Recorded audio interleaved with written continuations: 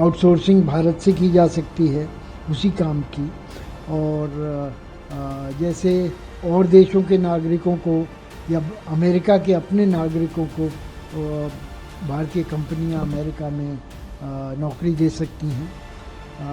लेकिन सवाल ये भी उठता है कि अमेरिका की खुद की आईटी इंडस्ट्री जो है उसके ऊपर इसका कैसा असर होगा। अगर इस तरह के पैसे दिए जाएंगे तो जाहिर है कि अमेरिका में तनख्वाहें बढ़ेंगी, जो विदेश से आए हैं ख़ास तौर पर उनके लिए ख़र्चे बढ़ेंगे। और अमेरिका में आईटी क्षेत्र के लोगों की उपलब्धि पर सवाल है, क्योंकि कई क्षेत्रों में जो कटिंग एज की होती हैं जो क्षेत्र हैं आईटी में, जैसे आर्टिफिशियल इंटेलिजेंस वगैरह, उसमें दुनिया भर में प्रोफेशनल्स की शॉर्टेज है। Dollar annual fee for H1B visa कैसे देखते हैं इसको, क्या इम्पैक्ट होगा, आपको क्या लगता है? जी, सवाल काफ़ी महत्वपूर्ण है भारत के लिए ख़ास तौर पर, क्योंकि 71% जो H1B वीज़ा के हकदार हर साल होते हैं वो भारत से आते हैं, भारतीय नागरिक होते हैं। और ख़ास तौर पर भारत की आईटी कंपनीज़ जो कि अमेरिका के साथ करीब $200 बिलियन का बिजनेस साल में करती हैं, वो इस की लाभार्थी हैं। लेकिन इस तरह के आवर्जन पर प्रतिबंधित कानून बनाना एक तरह से इन गतिविधियों को अंकुश देगा। लेकिन इसके बदले में इसका प्रतिकार और कई तरीके से हो सकता है, जैसे आउटसोर्सिंग भारत से की जा सकती है उसी काम की।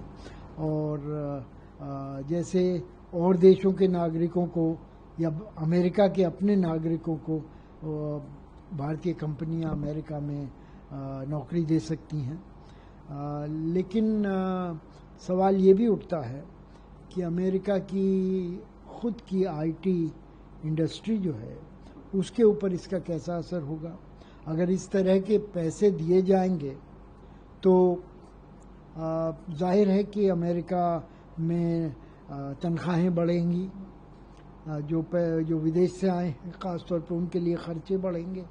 और अमेरिका में आईटी क्षेत्र के लोगों की उपलब्धि पर सवाल है, क्योंकि कई क्षेत्रों में जो कटिंग एज की होती हैं जो क्षेत्र हैं आईटी में, जैसे आर्टिफिशियल इंटेलिजेंस वगैरह, उसमें दुनिया भर में प्रोफेशनल्स की शॉर्टेज है। दूसरी ओर अमेरिका में तो शॉर्टेज है ही, दूसरी ओर अमेरिका में जो आईटी के क्वालिफाइड लोग हैं, ग्रेजुएट वगैरह, उनकी मांगें, उनकी अपेक्षाएं तनख्वाहों से बहुत ज़्यादा हैं। और इस वजह से भी अमेरिका की अपनी कंपनियां भी कोशिश करती हैं कि भारतीयों को या अन्य देश के लोगों को बढ़ोतरी दें, उनको आगे लाएं, उनको पहले हायर करें। तो ये सब देखते हुए मुझे लगता है कि ट्रंप साहब का ये जो कदम है, ये अपने बेस, जो मागा का बेस है, उसको खुश करने के लिए किया गया है। उनका दावा है कि अमेरिका की आईटी इंडस्ट्री इसके पक्ष में है, लेकिन ये दावा कुछ असरदार या समझ में नहीं आता। ज्ञातव्य है कि कल जब ये कदम उठाया गया तो अमेरिका की आईटी कंपनियों के शेयर 2 से 5% घट गए हैं। नैस्डैक टेक्निकल भी घटा है। तो इस वजह से ये कदम कुछ ऐसा लगता है कि इसका इस्तेमाल करने से अमेरिका की आईटी क्षेत्र को अपने कुछ उसको रुकावट आएगी। सर, ट्रेड डील के बारे में जो टॉक्स है वो दोबारा ऑन ट्रैक है। पीयूष गोयल की लेड टीम यूएस जाने वाली है नेक्स्ट वीक। उन्होंने ये भी कहा कि ट्रेड डील टॉक्स बहुत ही पॉजिटिव और आगे आने समय में सही दिख रही हैं, और ये भी कहा जा रहा है कि दोनों साइड से अर्ली आउटकम्स आएंगे। किस तरीके से एमईए के इस बयान को देखते हैं, और इसके बाद अगर ट्रेड डील अगर आपको लगता है कि अच्छी जाती है, तो क्या जो हमारे जो हुआ है इंडिया यूएस के बीच में अभी फिलहाल में, चाहे वो टैरिफ की बात करें, तो उसमें क्या आपको लगता है कि ईज मिलेगी? इस बारे में हम लोग कई दौर से गुजर चुके हैं। 5 राउंड की बातचीत हो चुकी है दोनों देशों के बीच में, और उसके बाद जिस तरह से अमेरिका के ख्यातिमान लोगों ने, व्हाइट हाउस के ऊंचे कर्मचारियों ने जिस तरह से भारत को डेमोनाइज करने की कोशिश की, वो भी हम देख चुके हैं। ट्रंप साहब ने खुद ही अपना रुख बदला है। अब वो भारत के साथ समझौता चाहते हैं। भारत ने इस दौरान एक आदरपूर्वक शांति बनाए रखी, और इन अपशब्दों का उसने कोई अनुसरण नहीं किया और ना ही इनका जवाब दिया। तो ये सब देखते हुए व्हाइट हाउस और ट्रेड डिपार्टमेंट के रुख में बदलाव को चिन्हित करना चाहिए।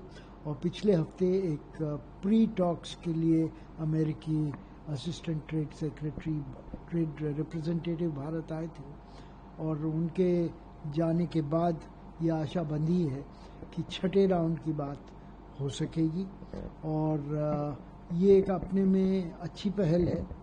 हालांकि छठा राउंड भारत में होना था, लेकिन वो पिछले महीने उसको स्थगित कर दिया था अमेरिका ने अपनी तरफ से। अब भारत के अगर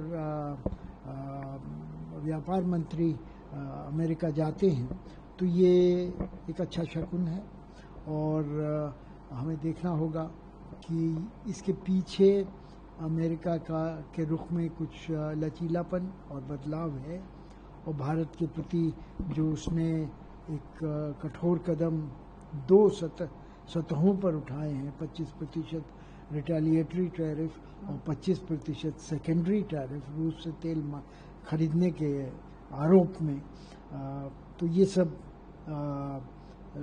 लगता है कि इनके ऊपर कुछ लगाम लगेगी, और अमेरिका ये एक पक्षीय और निराधार कदमों से पीछे की तरफ हटेगा।